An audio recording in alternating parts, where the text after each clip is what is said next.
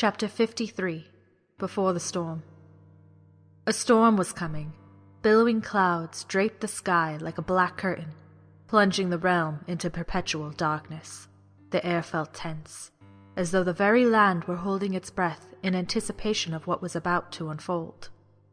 Zelda had to stop herself from biting her lip. She hated storms. It wasn't that she was afraid of them, but rather that they reminded her of that terrible night nearly 8 years ago when her family had died. If she shut her eyes, Zelda could still hear the screaming as Hylian soldiers, men, women, and children were cut down, all of them butchered like animals in a slaughterhouse. She remembered the ominous bells that heralded the town's impending doom and the crackling flames that hungrily devoured the ransacked city. No, she thought. Don't think about that. There was still hope for her after all of this was done. She took comfort in that, knowing that even should she fail, there was still another left in her line. She would not be the last of House Johansson. She breathed deeply, feeling her heart flutter within her chest. She reminded herself that she needed to remain focused and calm. But how could one do that when her decisions over the next few hours, and indeed the days to come, might determine her realm's fate? It wasn't only Hyrule at stake either. The fate of the other 9 kingdoms hung in the balance. "Are you not well, your majesty? You look pale. Should I send for Lady Impa?" one of her attendants asked. She was a young, dark-haired Hylian, not much older than Zelda. "I'm quite all right," Zelda said. "Thank you." The woman didn't seem convinced, but kept quiet. Both attendants sensed Zelda's fretful mood and went about their work silently, fearing she might lash out if they spoke too much. Not that she would. To settle her uneasy nerves, she tried focusing on the mirror rather than the lonely melancholy her thoughts produced. The dress Zelda wore was breathtakingly beautiful. The Mithryn seamstresses had outdone themselves. It was white and immaculate. The pink bodice and dress itself were adorned with golden embroidery and glittering gemstones that were untarnished by war or age. Such a dress had its time and place, but right now, the sight of something so elaborate nearly made Zelda ill. How could she wear something like this? Even her attendants weren't wearing anything so immaculate. The soldiers, Kakariko's villagers, and the Gerudo mostly wore used garments that were crisscrossed with stitches from excessive use. The garments she'd adopted for her disguise were in a similar state, torn, faded, and stained with the blood of lives she was forced to take. Zelda hated killing, even if it was in self-defense, and even if duty made it necessary.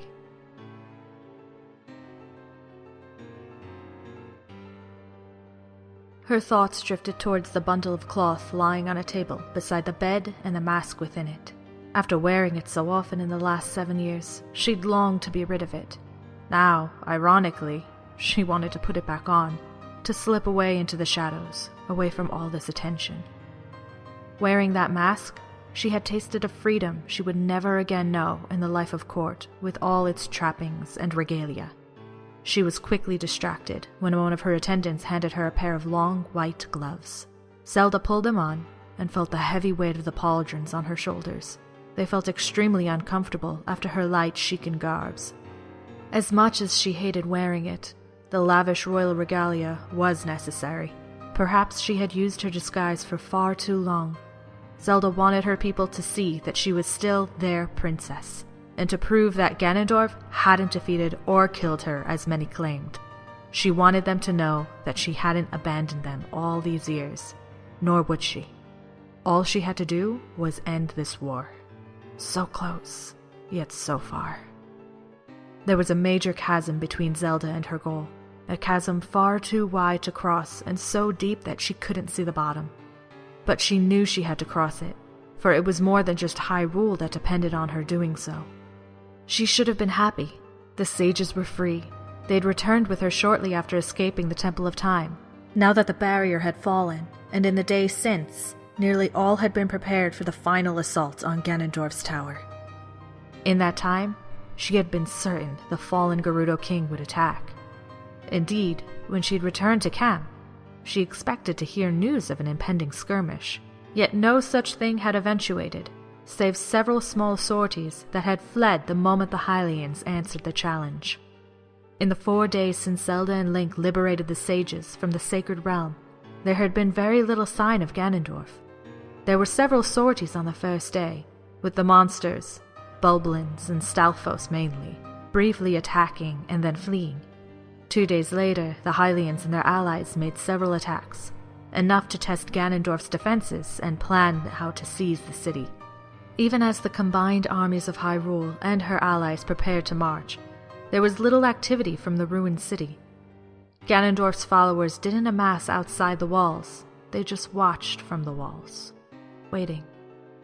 Ganondorf's forces did destroy the bridge at the city's southern gate, meaning the Gorons would have to carry several enormous portable bridges and slide them across the narrowest points of the river to let the army cross. That was simple enough in theory, except there were sure to be mages standing on the wall. Archers might not threaten a Goron, but a mage was a different story. Zelda's eyes settled on the crown, which sat propped upon a cushion on the table beside the mirror. She stared at it pensively for a moment. It wasn't the same crown worn by the queens of old. The original crown most likely was destroyed during the sacking of Hyrule Castle. However, the two tiaras were similar, both intricately carved to resemble a laurel wreath with a ruby as its centerpiece. Zelda lifted the crown off the pillow, admiring it for a moment.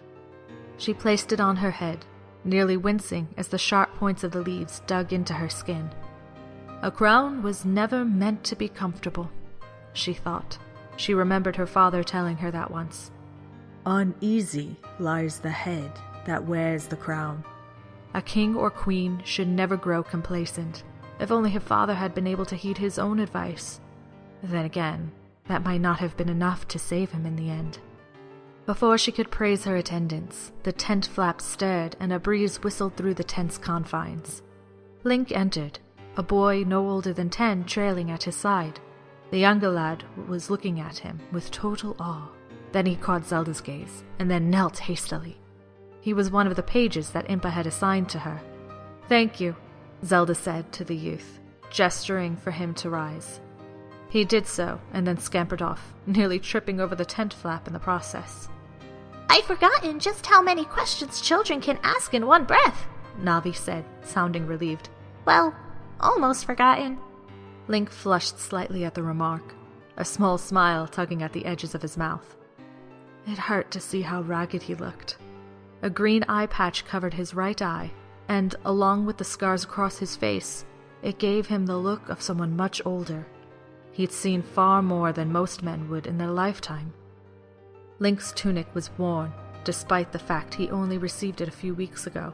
It was stitched in several places where either a blade or claw had ripped it open. Dark patches marred the green fabric from bloodstains that couldn't be completely washed out. He still hoisted the Master Sword behind him, along with the recently acquired Hylian shield. "I hope the boy didn't keep you too long," Zelda said. "He didn't," Link answered distractedly. There was a look of wonder in his eye as he gazed at her gown. "It felt strange to be the center of so much attention. I'm not quite sure I'm used to it." Zelda almost chuckled. "I know what you mean. You wanted to see me, my queen?" Link asked, his formal tone sounding slightly awkward. At those words, Zelda felt oddly touched and pained at the same time. Touched that he regarded her in that way, even though she was not yet a queen, and pained because it sounded so distant and formal. It was like there was a rift between them. His words made Zelda lament that he would never see her as his equal, or even just as a cousin. To him, Zelda was his mentor, guide, and queen. In part, she blamed herself for this. She hadn't exactly treated him kindly. He had been right about one thing. She was cold, but she certainly wasn't heartless. "Link," she said softly, looking him in the eye. "You do not need to call me that. Please, just call me Zelda." "What about Z?" Navi asked, apparently trying to diffuse the tension. "No," Zelda said briskly, glaring at the fairy. "Definitely not." "Okay, forget I said that," Navi replied before changing the subject. "I do like your dress." "Where did you get it?"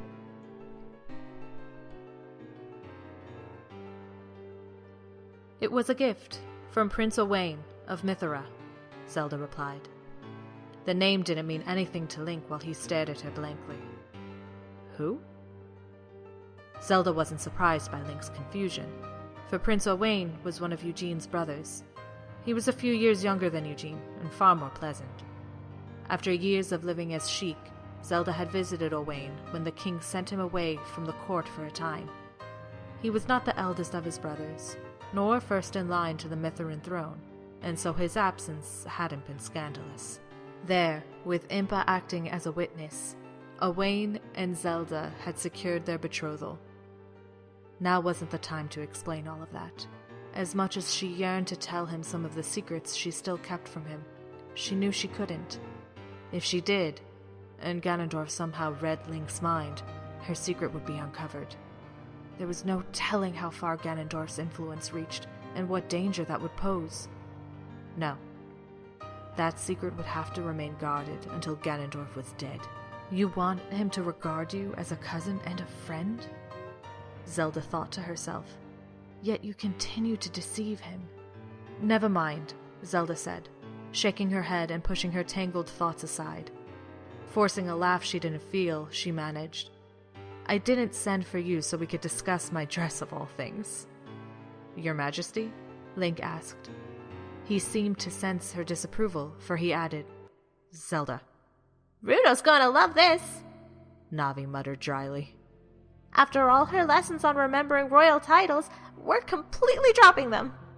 Zelda almost laughed. Yes, Rauru did mention that. She walked over to the bundle of cloth on the table, unraveling it to reveal the mask, and gestured for him to join her. Zelda stared at the face of the mask that she'd worn so long. What is that? Link asked, walking beside her and glancing at the mask. She sensed his surprise as he recognized the details that lined the mask's wooden face, right down to the bandages which covered most of its hair, save for a tuft of blonde hair. It looks like Sheik. But wait.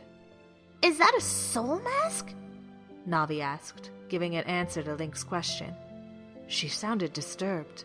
Zelda didn't blame her. The soul masks they'd encountered in the Shadow Temple had been made for far sinister purposes. It is, Zelda answered while setting the mask back down. But it's not nearly as powerful as some of the ones you have encountered. So, Sheik was a real Sheikah? Link asked, his voice quiet. Yes, Zelda said gravely. Impa and I met her while we were hiding in the woods. Sheik traveled with us for a few days, but... Zelda paused, looking at the mask. She was gravely wounded, and Impa had nothing to care for her. Zelda hadn't learned much about Impa's mysterious friend. She was too ill following the escape from Castle Town. She had barely eaten, refused what was given to her, and became almost entirely reclusive. Zelda shivered at the unpleasant memories, remembering how she'd barely spoken to Impa for days after her family's death. They'd come to blows more than once, and Zelda was sure she'd hurt Impa's feelings on more than one occasion, although the elder Sheikah would never admit it. How did she end up like that? Link asked, sounding slightly disturbed. Impa used her harp and played a song before Sheik died. It turned her into this. Zelda looked down at the mask. It was Sheik's idea. Impa was loath to do it, but they agreed in the end. In a way, even in death, Sheik had fulfilled the oaths of her people. She had protected Zelda, the last remaining member of Hyrule's royal family, aside from Rauru. For a time, Zelda had feared the mask would change her and make her believe that she really was Sheik. Thankfully, it hadn't. What do you intend to do with this mask? Navi asked. She'd already decided what to do. Zelda originally intended to bury it within the Shadow Temple, but after it was desecrated and defiled by the necromancer, it no longer seemed right. I was going to place it inside the royal tomb, Zelda said, her family's tomb. Zelda had been avoiding it, not wanting painful reminders that her family was gone. The bodies of her father and Ewan weren't there, of course. She learned that their bodies had survived the perilous fires, only to have further insult done to them. Ganondorf had displayed their heads outside the ruined city as a message to any who dared oppose him. Zelda shivered. earning a concerned glance from Link and Navi. "Do you want me to take it?" Link asked. "I don't mind." He was somehow able to tell she didn't want to go near that place, nor the graveyard. She doubted he wouldn't understand, not after what had transpired in the Shadow Temple. "Why don't we all go?" Navi suggested. "As long as there's nothing down there we ought to know about." "When this is finally over," Zelda reasoned. "There isn't time now. The others should be ready, and there is much to be discussed." Zelda could see Link's face pale in the faint torchlight. He knew what was coming. He recognized this meeting was about their final assault on Ganondorf's tower. As her gaze lingered upon Link's eye patch, Zelda felt a chill creep into her bones. In her vision, the one she'd seen in the Spirit Temple, Link only had one eye. She dismissed any notion that what she saw was prophetic, but now... No, she thought. I won't let that happen. "Shall we?" she asked. Her fear must have shown on her face because there was concern in Link's eye. "Come," Zelda beckoned. "We should not keep the others waiting." Link nodded. "This is it, isn't it?" he questioned. He tried so hard to hide the fear within his voice, but Zelda could still sense it. "Almost," Zelda replied, keeping her voice steady. "I trust Nabooru has been keeping you busy these last few days." "If you count beating the crap out of me with her scimitar, then yeah, she has," Link answered dryly. "You know she has to," Zelda admonished him gently. "She grew up knowing Ganondorf, and she knows his fighting style better than anyone else." "She mentioned that, but I don't think Gerudo normally spar by blasting spells at each other." "I guess not." Zelda's eyes lingered from him to the mask. "Still, I'll take all the help we can get." Knowing they needed to get going, Zelda grasped Sheik's mask and stuffed it in her trunk. It seemed very strange not wearing that mask anymore. A part of her felt apprehensive. This would be her first time appearing to her people as Hyrule's monarch. Most of them knew Zelda had access to Sheikan artifacts, allowing her to arrive in their midst unannounced. Therefore, explaining her sudden appearance would not be difficult, and there had been time enough to spread the rumor that she would be arriving soon. She breathed deeply and led the way outside the tent. The two guards beside the entrance did not seem surprised overly to see their future queen suddenly appear after such a long absence. Zelda had no doubt Toru or Impa had told them to expect her. And if they were remotely startled, they hid it well. After giving her crisp salutes, both men fell into line, armor clanking as they walked. Others in the camp were a little more startled. Soldiers, grooms, servants, and attendants stopped in their tracks to look at her. Their reactions were mixed and included surprise, shock, and suspicion. Some cheered, their shouts rising over the camp's noise. "The Red Lion!" they shouted. "The Phoenix flies again!" Zelda took her time, pausing to listen to those who spoke to her, committing their names to memory. Most were overjoyed to see her. Unfortunately, not everyone shared similar sentiments. More than once she saw someone muttering, refusing to meet her gaze. One man, a runner by the looks of his uniform, spat in Zelda's direction. One of her guards stepped forward, and judging by his apparent affront, there was no doubt he intended to brain the runner. "Don't!" Zelda hissed, glancing sharply at her guard. The man gazed at her curiously, and then quickly fell back in line. "He shouldn't have been so disrespectful," Zelda heard Navi mutter. "They have the right to be angry," Zelda whispered, walking in step with Link. "As far as they are concerned, I fled instead of remaining in Hyrule." Link glanced at her questioningly. "Surely they realize there was nothing you could do," he asked quietly. "You cannot help Hyrule by staying out in the open and getting killed." "They don't all see it that way," Zelda said, equally quiet. They made their way through the camp's winding makeshift streets. As they reached one of the camp's larger pavilions, Zelda turned to see a crowd had amassed behind her. They were mostly Hylian, and they were all staring at her. "I don't think you're getting out of this one," Navi said quietly. To her dismay, Zelda realized Navi was right. Now that she'd appeared, many would be looking to her for guidance. She was, or rather would be, Hyrule's queen. General Toru, Rauru, and Impa stepped out of the tent, greeting Zelda as they came to join her. Roru took one look at the crowd, then glanced at Zelda, giving her a slight nod. He must have been using telepathy to communicate with Impa, for she too turned, gesturing so subtly towards the crowd that Zelda doubted anyone else would have noticed. "You can do this," she seemed to say. "This is your moment. None of us can do it for you."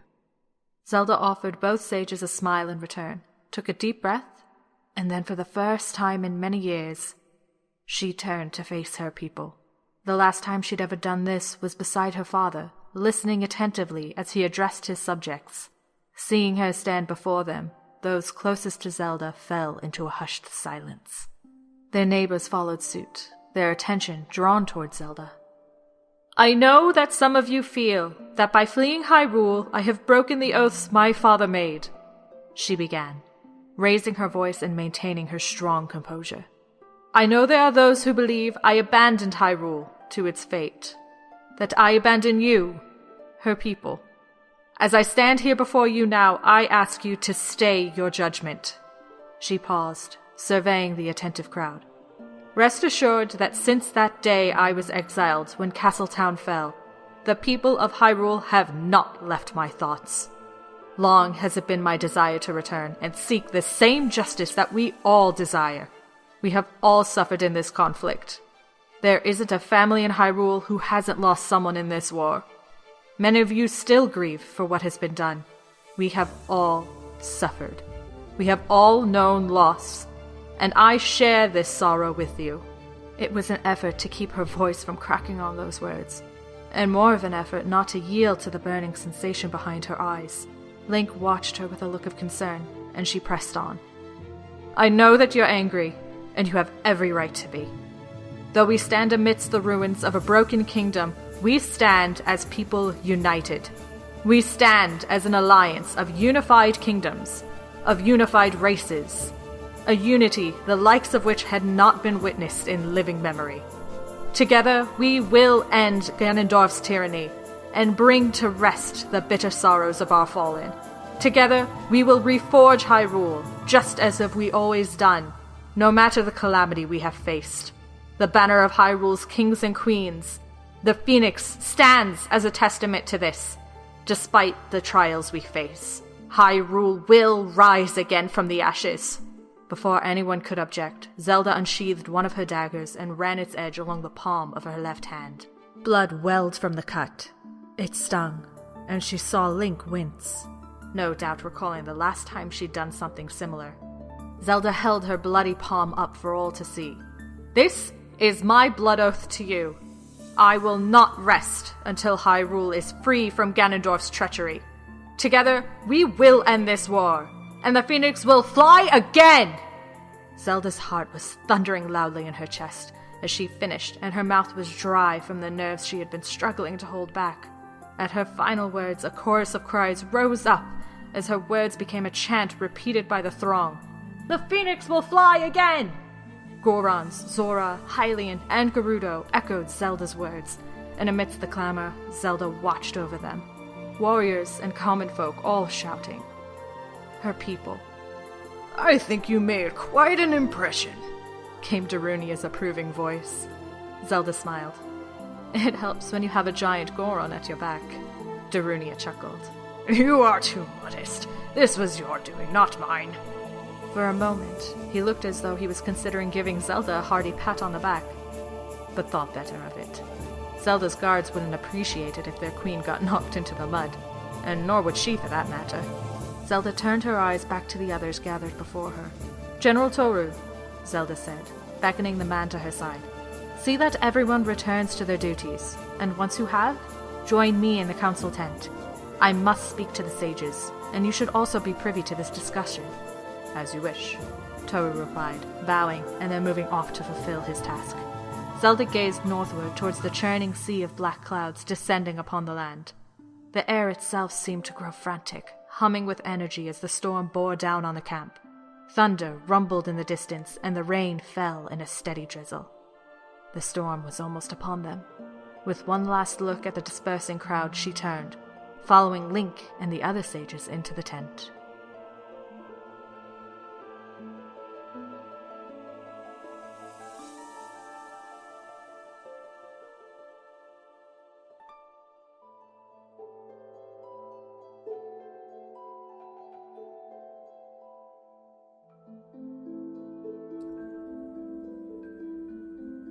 Link?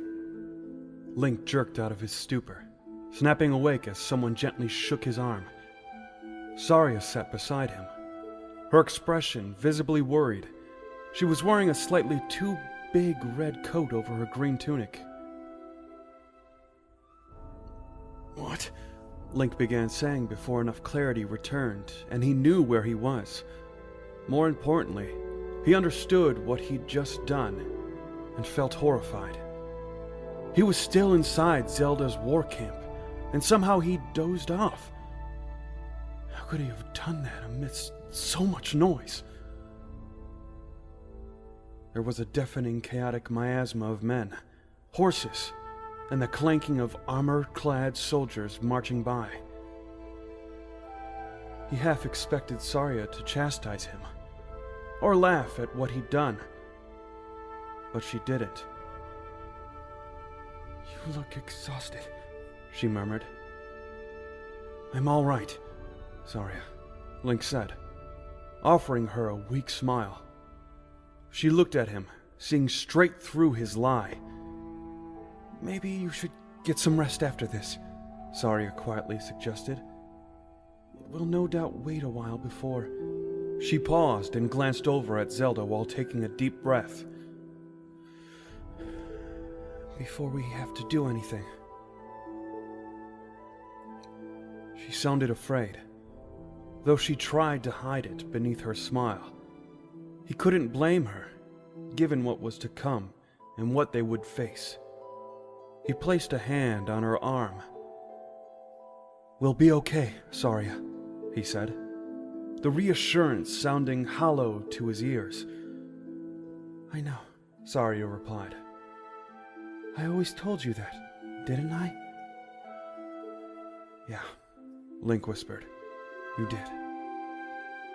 He'd keep her safe. He didn't know how. Not with what they had to face.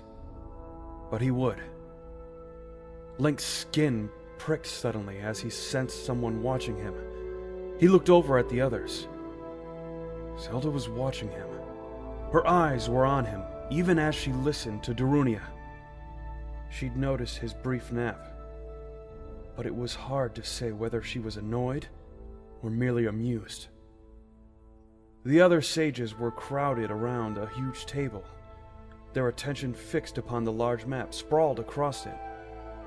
They hadn't noticed Link's brief repose, or if they had, they chose to ignore it. The Hylian officers in their red and blue finery weren't paying any attention either, which was probably just as well. He didn't like the curious glances they kept giving him. Saria was receiving more attention than him for a change, for most of the officers had been incredulous when they mistook her for a child. A few words from Zelda had quietened their protests, allowing Saria to remain inside the tent. Link fixed his attention to Darunia next. Two Gorons stood behind him, making a formidable sight with a war paint decorating their faces. Rudo had brought guards as well, two Zora in sapphire blue armor. Behind Naburu stood a pair of Gerudo, their expressions impassive. She was studying the map, her lips pursed. The map showed Hyrule Fields in its entirety, with Castletown at its center. Figurines, a different one representing each of the 10 kingdoms, lay dotted around Hyrule's edges. A figurine depicting a shield with the Hylian crest stood alongside the edges of the Zora River nearest Kakariko, which was a day's march from Castletown. More figurines represented the remaining war camps, 3 to the north, 2 further south, and 2 towards the west. The Blin's boar sigil marked their location within Castletown. It seemed that Ganondorf was surrounded. A gust of cold air whipped through the tent, bringing along with the scent of rain.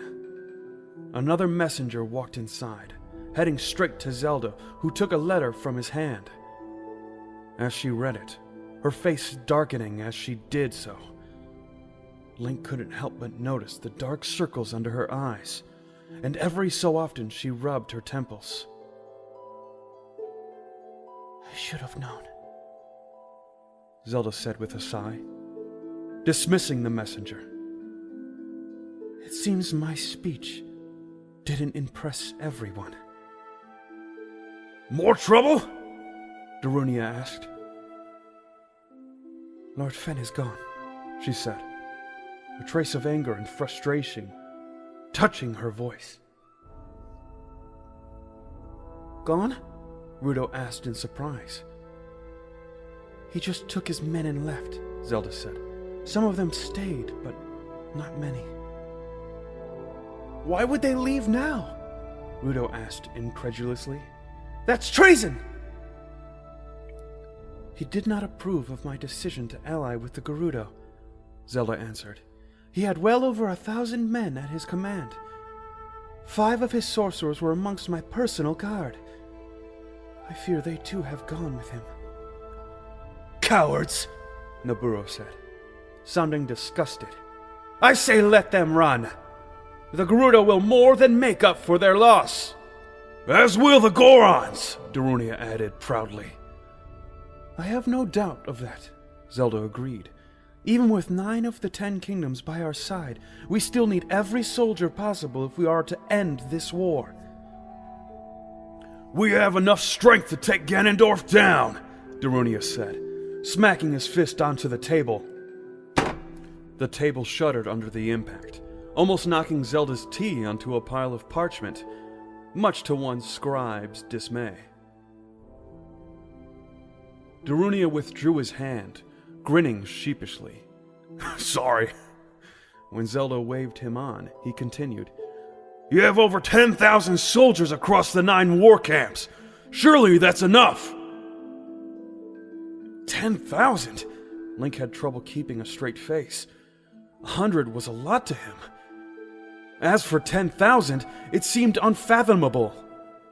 Did Castle Town even have that many people? He remembered the bustling streets and being overwhelmed by the sheer size of everything, while weaving his way through throngs of people. Ordinarily, I would agree with Darunia. 10,000 would be more than sufficient under most circumstances, Zelda said evenly. We may have Ganondorf cornered, but aside from destroying Castletown's southern bridge and a few small raids, he hasn't shown himself. He's up to something, and I do not know what it is. Impa, do you have any ideas? Impa shook her head. No, she said gravely. I am afraid not. Most of our spies are either dead or missing, and despite several smaller skirmishes, none of the other armies have drawn him out. Whatever it is, we will deal with it, Darunia growled. Can't be any worse than what we've dealt with before, can it? I wish I could share your optimism, Darunia, Zelda said with a soft sigh. As it is, we have underestimated Ganondorf in the past, and I do not want to be taken by surprise again. She turned to Toru. General, double the watch on our perimeter. I want word immediately if the sentries see anything. I will send word to our allies. If Ganondorf's army begins their march, sound the alarm. As you command, my majesty, Toru said, bowing and then slipping between Darunia's 2 guards. Several messengers quickly followed after him, as Zelda sent them off to deliver their messages. That left Link, the sages, and their guards remaining inside the tent. Zelda glanced at them before speaking.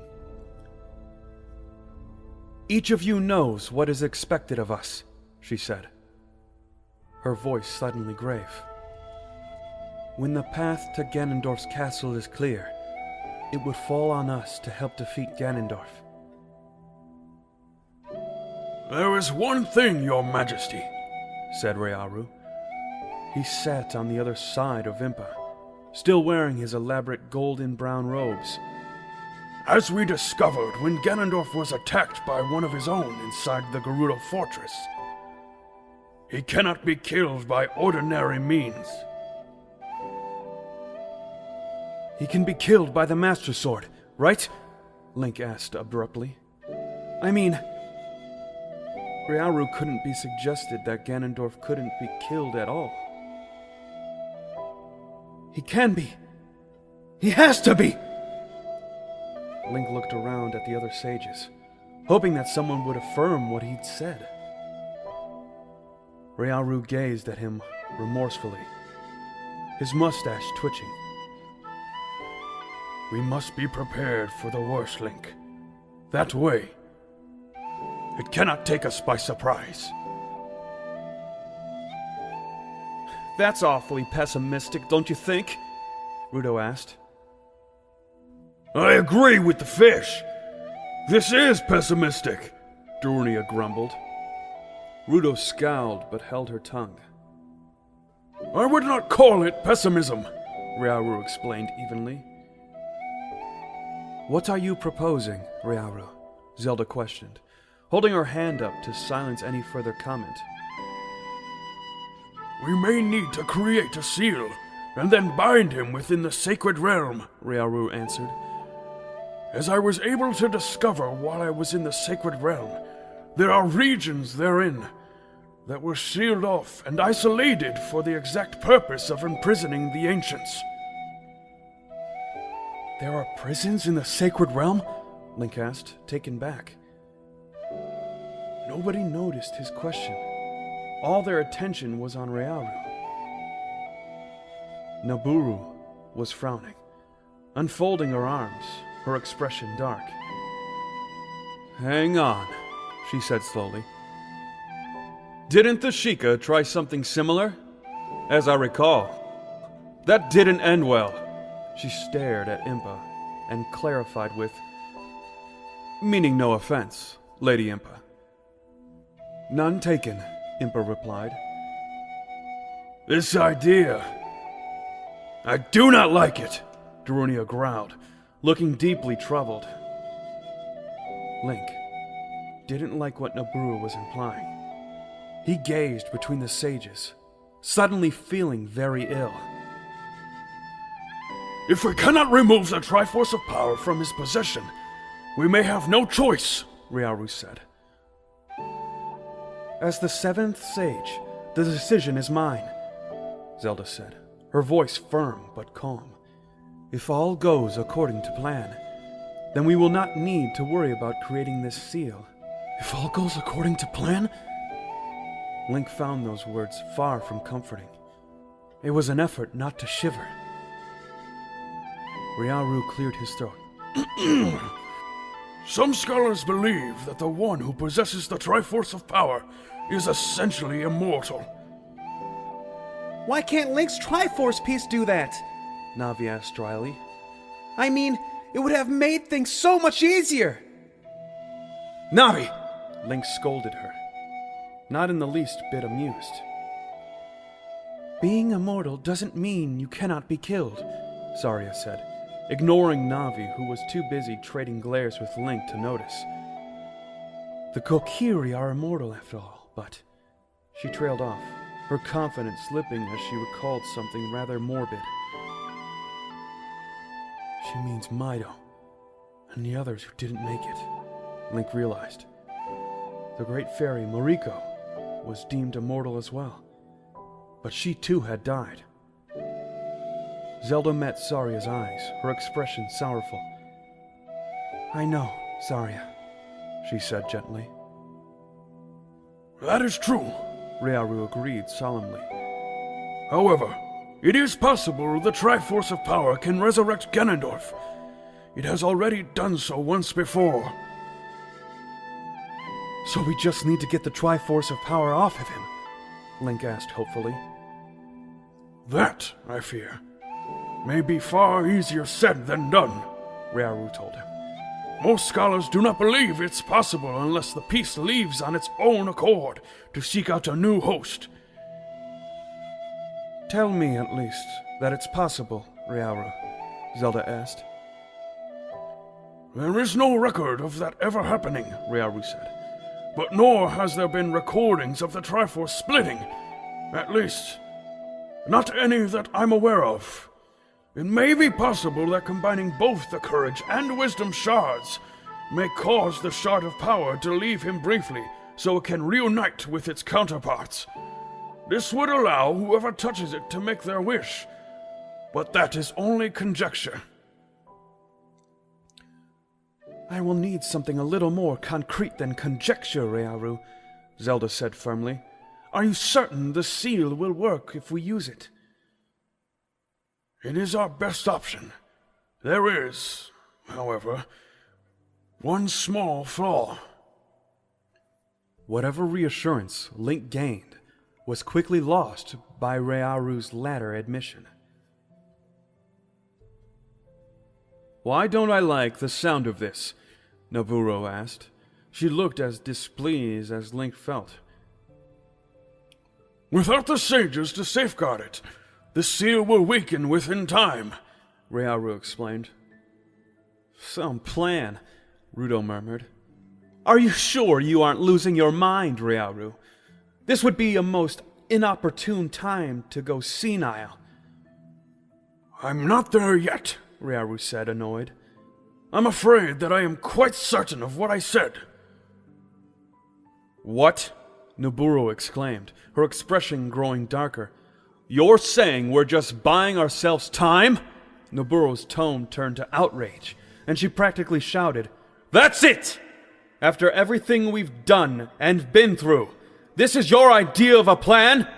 To create a seal that eventually will fail and undo everything? If that's the best we can do, why don't we just give Ganondorf Hyrule now? Better yet, all 10 kingdoms as... Noburo! That's enough! Zelda said, staring down her counterpart, her eyes like cold fire.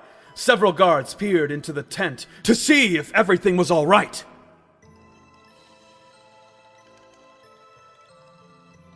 Noburo must have realized she was shouting because she glanced awkwardly at everyone else. Sorry, she said quickly.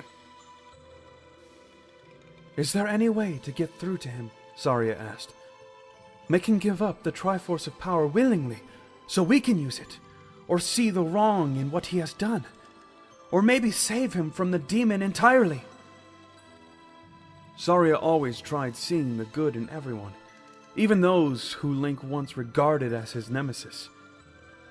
Nobody was beyond redemption to Saria, and he admired that about her. Noburo looked at her, her expression suddenly unreadable. That is a very noble sentiment, Saria. But what you suggest is impossible, Impa said, her voice gentle and almost motherly. It may be possible that we can use the Triforce. It is my hope that we can. But getting the Triforce of Power from the demon now residing in Ganondorf will be difficult. So the seal remains our best option, Link asked, his heart sinking. Hadn't Impa said that they could use the Triforce?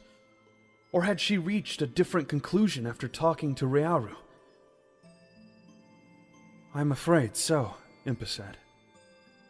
We will have time to discern how to make the seal more permanent. And given Ryaru's discovery, I believe that it is possible. Noburo opened her mouth to speak, but stopped abruptly under Zelda's icy stare. It is a plan implemented only as a last resort. It may be that the demon can be slain by the Master Sword, and we can use the Triforce, Impa continued. If so, then there is no need for concern.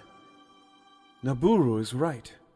While we can create a seal to imprison Ganondorf, it would only last as long as there are 7 sages to maintain the seal. Or we are able to discover how to make the seal more durable. A splendid plan, Noburo said dryly. I'm sure our descendants will agree when Ganon decides to butcher them. Nabooru, Zelda warned. You have made your point already. Do you honestly think that I have not considered the consequences of what we do? Do you think that I do not know what is at stake? For a moment, there was a fire in Zelda's voice, and everyone stared. Link was startled to see this side of her and realized he was gaping with his mouth ajar. He quickly shut it. Zelda didn't seem to notice, her eyes still fixed steadily on Nabooru. I know what's at stake, Nabooru, she said more gently. And I am well aware of the difficulties your people face. Do not think that I do not care, because I do. And I will do everything I can to set right the wrongs that have been done to your people and mine. Nabooru looked abashed for a moment, apparently aware that everyone's eyes settling on her. Thank you, Zelda. The briefest pause followed Zelda's near outburst. As I was saying, Riaru began when Zelda gestured for him to continue. The responsibilities and role of each sage can be given to another should the need arise. So long as that happens, or Impa's plan succeeds, the seal cannot be broken. Are you certain? Zelda asked. If you're wrong, Riaru, our descendants may curse us for generations to come. It will work, Riaru answered confidently. His mustache twitched again as he met Zelda's eyes. You have my word. Then we all agree on this plan.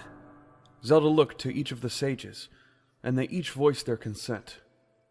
Nabooru was last to speak. She drew a deep breath, her expression troubled. I trust you, Zelda, she said.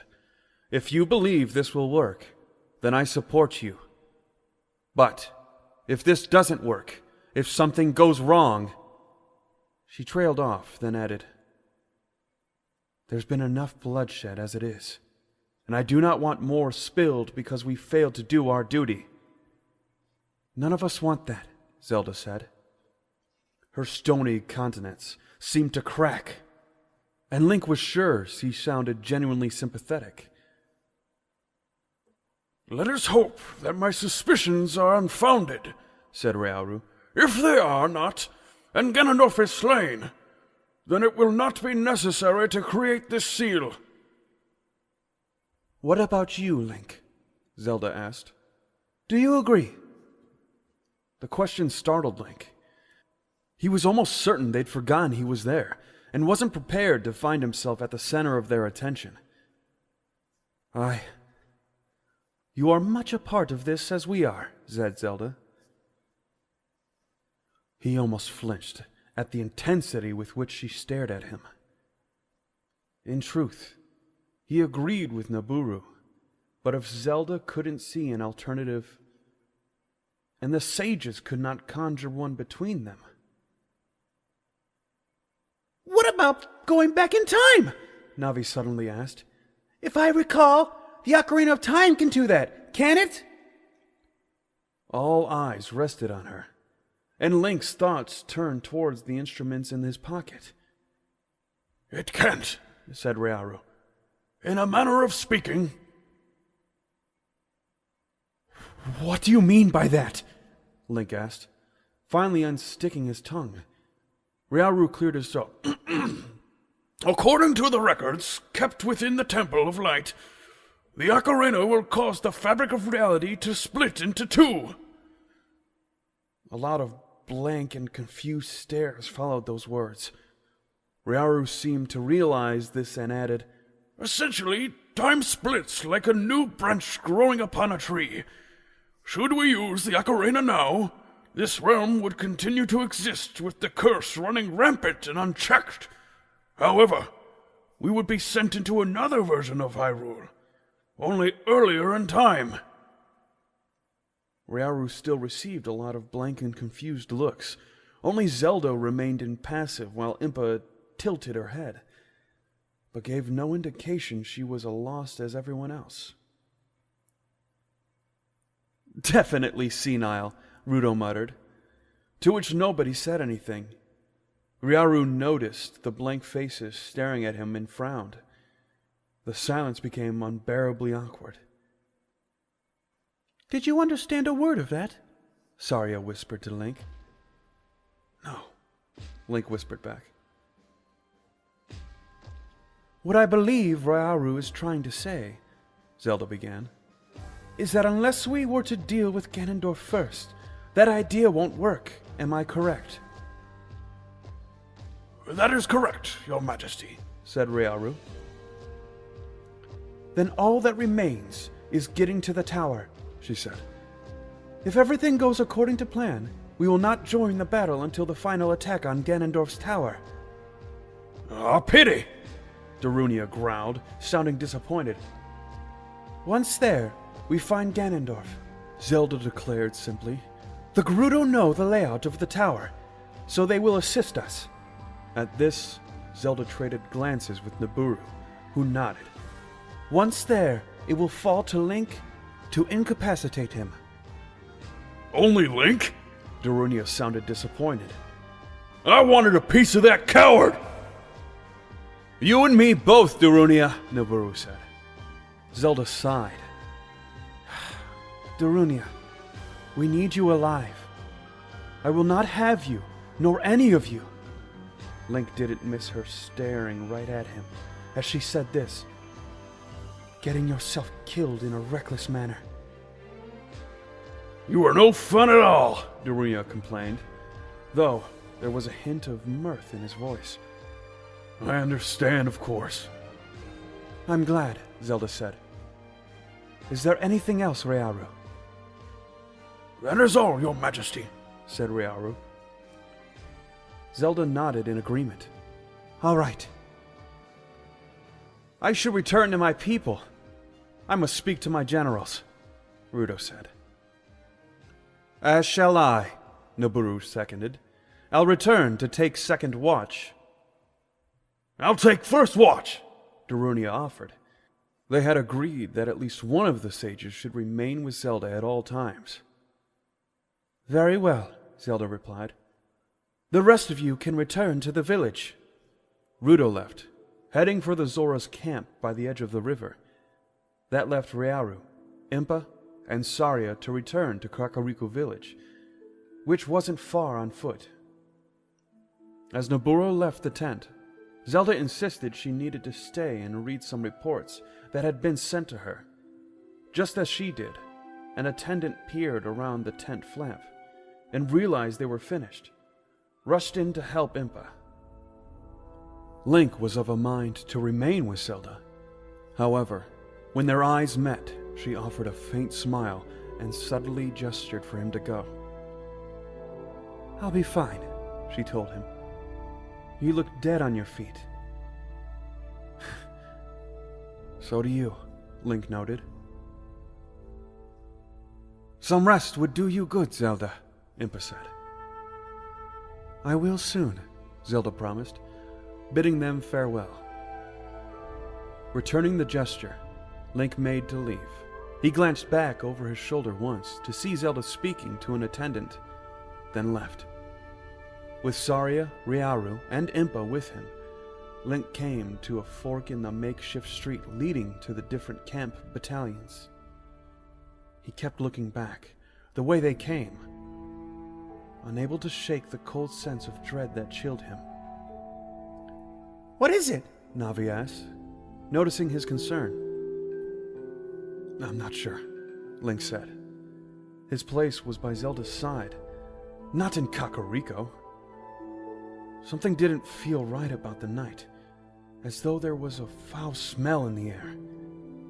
Then he shook his head and said as lightly as he could muster, Just me being paranoid, that's all." "Zelda is well protected," said Impa, sensing Link's thoughts. "I would not have left if she wasn't. She has a guard of Hylian knights to protect her, not to mention the 3 of the sages, and several sorcerers. I would trust them with my life.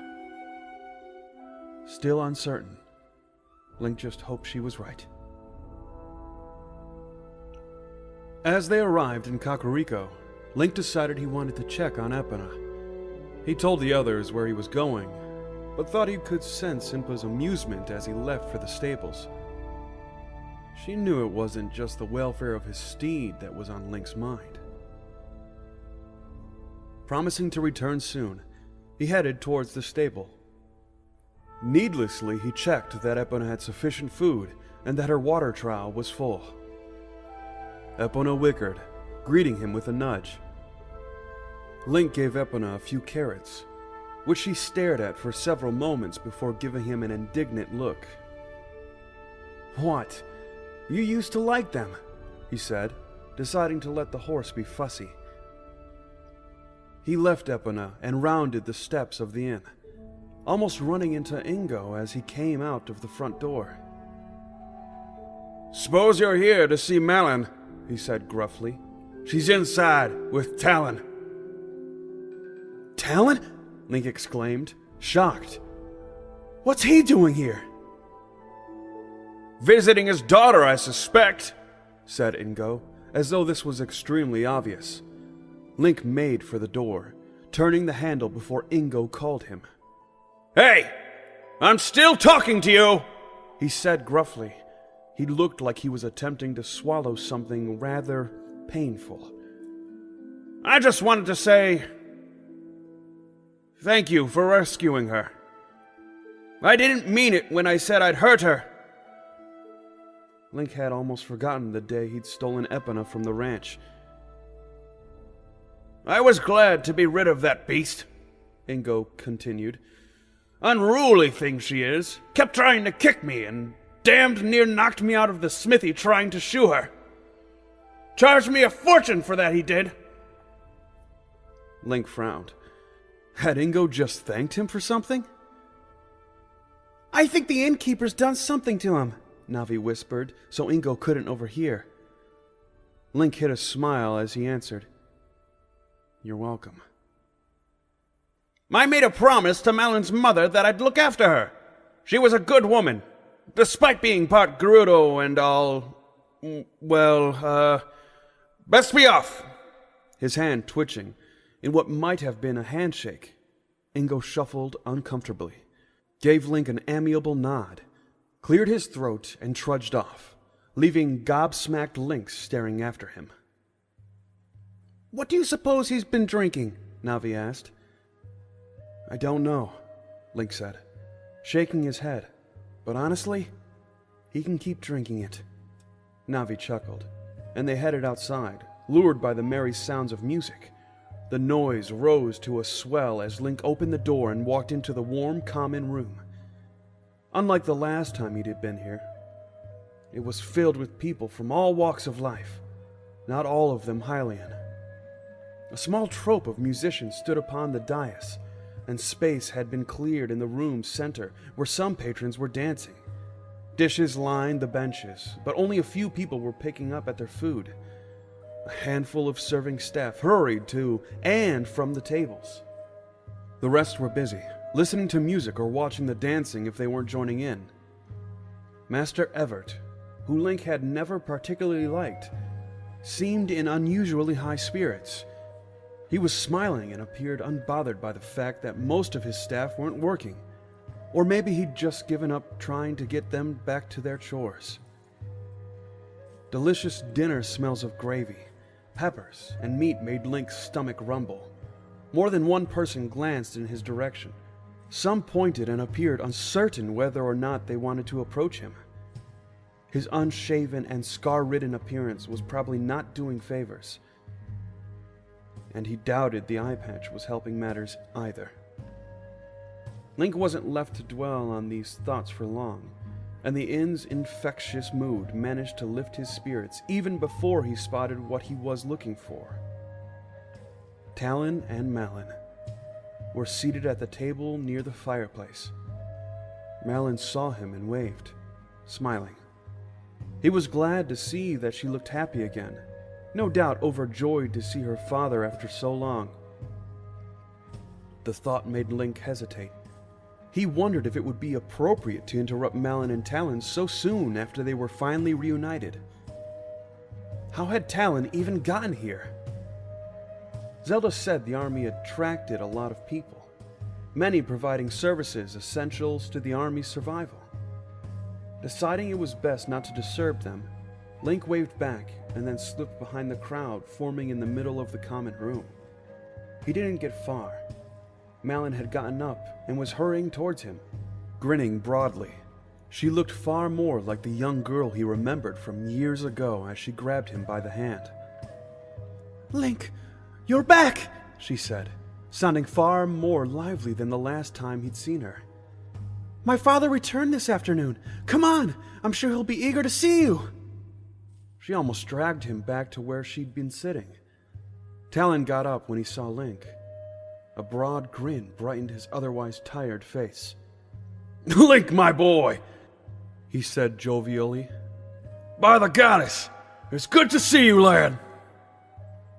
Malon let go of Link, and Talon gave him a heartily, good-natured slap on the back. "Can't keep you out of trouble for a minute, eh?" Talon said, his cheer infectious. "What in blazes did you do to yourself this time?" Link realized Talon was staring at his eye, and for a moment, something seemed to puncture that bubble of happiness inside him. "It was a sparring accident," Link lied. "Ouch!" Talon winced, but something in his expression told Link he'd seen through the lie. "Here, let me get you a drink." No, it's fine," Link said hurriedly. He had no desire to get drunk again, at least not after last time. "Goron fire ale spoil your appetite?" Talon asked. Link was mortified that Talon remembered, but he just chuckled. "Not to worry. I'm sure we can find something. Malt cider, perhaps?" "Milk's fine," Link found himself saying. That sure stopped Talon short. He looked surprised. "Milk?" he asked incredulously. "Are you sure?" "Yes," Link said quickly, taking a seat. Malon appeared close to laughing. "Well, I'm not saying that stuff's bad. I made a living out of it after all, but... He stared at Link's one eye and saw the youth wasn't about to budge. Well, in that case, each their own." Talon quickly caught the attention of a passing maid who took Link's order. She walked off, looking bewildered. "I have to get something. I'll be right back," Malon announced. She hurriedly got up and vanished into the crowd of patrons. She soon returned. One hand was held behind her. "Here, I brought you something," she said. "I asked one of the carpenters in the village to make it, but it's only small." She held out her hand, revealing an intricately carved horse figure. "It's not much," Malon began. "It's beautiful," Link breathed as he took hold of the horse, still warm from Malon's touch. Even the best wood carver amongst the Kokori would have been impressed by the detail in the small piece. He could see the horse's eyes, the hoofs, and even the lines in its mane and tail. There was even a tiny name carved into the saddle. Epona. "Thank you," Link said, turning the miniature horse over in his hand. "It's amazing." Malon blushed. "You know," she said, eyeing him questioningly, "you never told me what you did to Epona's tail." "What do you mean?" Link asked innocently. "You cropped it! A horse's tail isn't supposed to be an inch or two long," she said. "It was an accident," Link insisted, thinking it was wise not to mention he'd nearly gotten himself and Epona incinerated by a Beamos. "Besides, I thought it looked good." "It looks ridiculous," Malon said incredulously. "What possessed you to think it was a good idea?" He shrugged. At that moment, Link's milk arrived. He busied himself with downing it as fast as possible, not giving Malin any chance to speak. Their food arrived next, a simple dish of chicken, potato, and other fresh vegetables with gravy heaped on top. Link fished a rupee out of his pocket, but Talon refused to let him pay. Further conversation was soon forgotten as everybody turned their attention towards the musicians. As one song ended, Link applauded with the rest of the audience. "You know," Malin said, her eyes lingering on the minstrel who'd been playing earlier, "I always thought of becoming a minstrel. Imagine the places you'd see." "Wouldn't you miss Lon Lon?" Link asked. "A little," Malin admitted, "but after everything that's happened, I don't think things will just go back the way they were." "No," Link agreed, a dull pain in his stomach. "Probably not. I'd have plenty of stories to tell. Everybody would be itching to tell the story of the hero of time." Link went a shade of scarlet. He was glad it was noisy, and that their neighbors at the next table were busy sharing a joke with each other. "I'm sure," he mumbled, before adding more loudly, "I just hope you plan on giving me a more heroic title than Fairy Boy." Malin snorted. "I could probably come up with a nice song or two with that name." "Don't." If the Gorons ever figured out that particular nickname, Link cringed at the thought. "All right then. I'll just have to think of something even less heroic than that." She flashed him a mischievous grin and then furrowed her brow in mock concentration. What to call you?" "I'll pay you not to do that." "Oh, I like the sound of that." Malin's smile broadened. "How about..." She paused. 1,000 rubies. How did this conversation ever go into this direction? Link thought, groaning inwardly.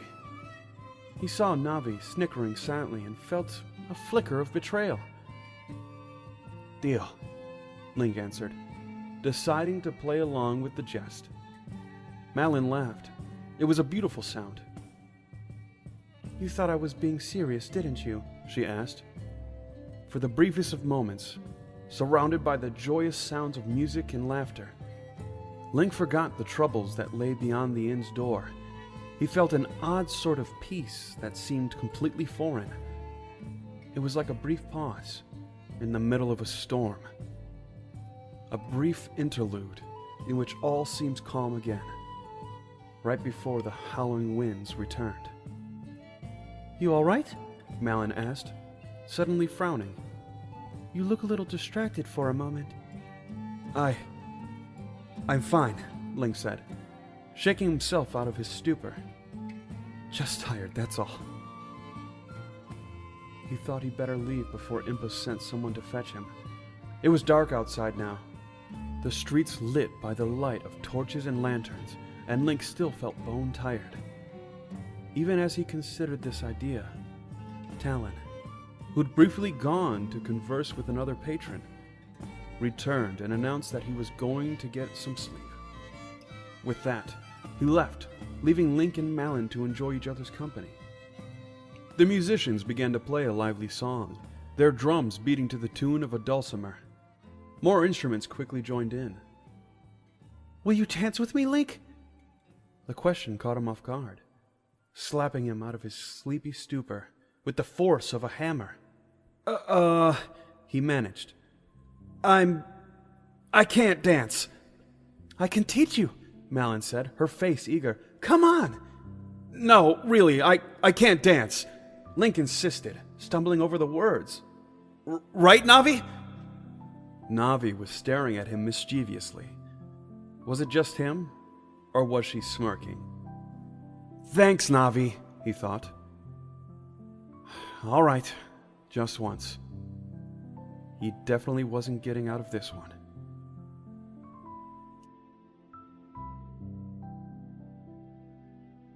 Zelda scolded herself for wanting to remain in the camp, despite believing it was where she belonged as Hyrule's queen. She was safe here. There were over a dozen sorcerers in the Hylian war camp, who saw to the wards that protected the settlement. The sages had added their own wards too, and Darunia was on watch somewhere close by.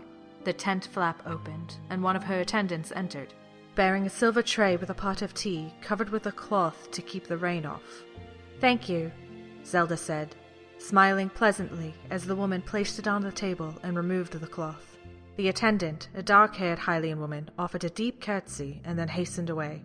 As she reached the tent flap, someone else approached the tent. Zelda was surprised to see Toru's tall figure standing at the tent's entrance.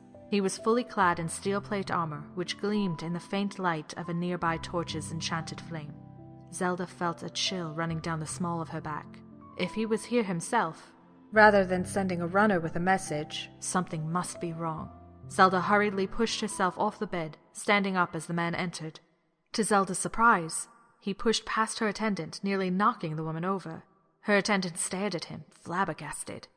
Toru, who was known to most within the Hylian camp, was not normally so rude. "Lord General, is something wrong?"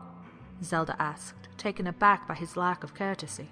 Toru looked at her, water dripping from his cloak and helm. There was no warmth in his eyes. What Zelda saw, or rather felt, was impossible. Lingering at the corners of her senses, which were numb with fatigue, she detected shadow magic. It was coming right from the Lord General. She stepped back, crashing into the bed behind her and nearly falling onto it. It wasn't Toru at all. It was a phantom. Impossible, Zelda thought. Surely he would have been seen.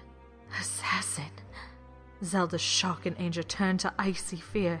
She'd been prepared for this eventuality. Often at night she'd feared this moment, sometimes to the point she hadn't been able to sleep. It was the reason she always slept with a knife under her pillow. "Gods! To me!" she screamed. "Don't bother, princess," the doppelganger said, mouth twisted in a smirk. "I've placed my own ward around your tent. They won't hear you." Zelda reached instantaneously, casting her fear aside. One hand slipping under a pillow, she snatched the hilt of a knife. The phantom stepped forward, its hand outstretched towards her. The gem within the dagger's hilt shone with light as Zelda drew on the power stored within it. Zelda thrust her hand upward, slashing the blade across the phantom's gauntlet. Smoke rose from the gauntlet where the weapon had struck, and the phantom hissed with pain. Zelda tried stepping to one side, feeling far less nimble than she was as Sheik. The spectre backhanded her with his free hand, slicing open her cheek and sending her crashing onto the fur skin rug. She leaped up, ignoring the blood that now trickled down her face. She ducked beneath a blow aimed at her head with practiced ease, and slammed her dagger into the phantom's chest. Smoke rose from the cut across its breastplate, but the demon didn't seem to be fazed by its injury.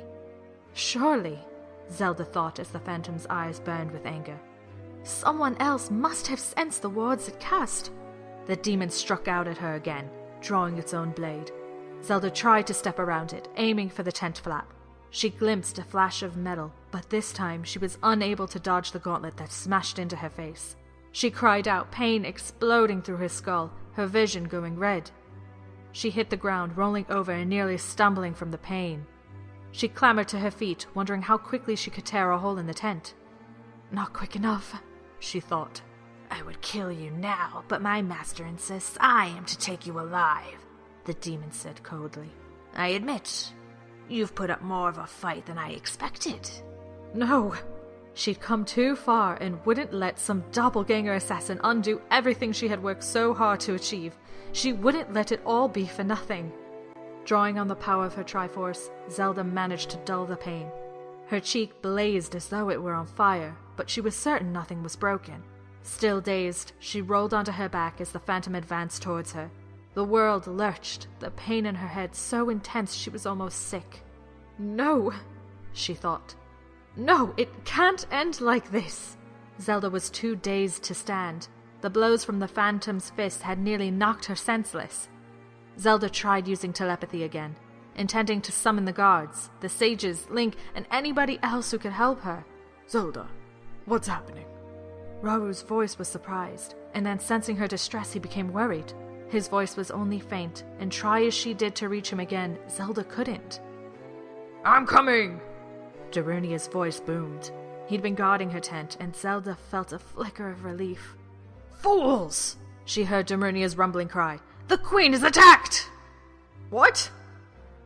Get in there, or get out of my way! Zelda heard the hum of steel being unsheathed. The phantom took one look at the tent flap and then retrieved something from its cloak. A white stone. A portal stone.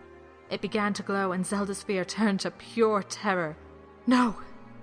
Knowing what would happen if she didn't make it, Zelda made a final beeline for the tent flap. The phantom grabbed her. Zelda twisted, avoiding the demon's hand, and thrust her dagger straight into the demon's neck. To any ordinary assassin, this would have been fatal. The magic infused in the weapon should have been enough to kill the phantom. The demon cursed, and Zelda heard a faint hiss as smoke rose from its neck. Tiny lines of light weaved their way outward from the point of the blade, spreading across the spectre's neck. The phantom snarled and ripped the dagger free, tossing it to one side. For the briefest instant, the demon's eyes met hers. Then it turned to the tent flap. Several guards stood there, swords drawn, their eyes wide, both horrified at the sight of what they thought was General Toru attacking the queen. Darunia shoved one man aside, holding his hammer in both hands. 2 other people charged in front of him, sorcerers judging by their staffs, and they were fortunate that Darunia had enough sense not to walk right over the top of them. Before anyone could move, and before Zelda could get away, a ring of light surrounded her, and the world suddenly went white. The last thing she heard was a bellowing roar. She saw the 2 mages jumping out of Darunia's way as he charged, and then Zelda found herself lying on a cold floor of black, hard stone. Where am I? Somewhere beyond her vision, someone was coming, and she could hear the thud of boots against the stone floor. She forced herself to look up. Her blood froze. Clad in black armor and a black cloak flowing behind him with its intricate red embroidery, was Ganondorf. He surveyed her critically, a glint of triumph in his amber eyes before he noticed she was injured. He scowled and turned his attention to Zelda's captor. Idiot, he snapped, his voice cold and venomous. Does the phrase unharmed mean anything to you? You are fortunate she didn't kill you, but perhaps I shall kill you should you fail to follow my order again. Beside Zelda, the phantom was kneeling. To Zelda's dismay, Ganondorf uttered a few words, and the wounds she caused closed. My dear Zelda, Ganondorf said with mock pleasantry, turning away from the phantom. I must say, I am most impressed you have evaded me for so long. Such tenacity. An unpleasant, twisted smile crossed his features. Well, now that you are here, welcome to my tower.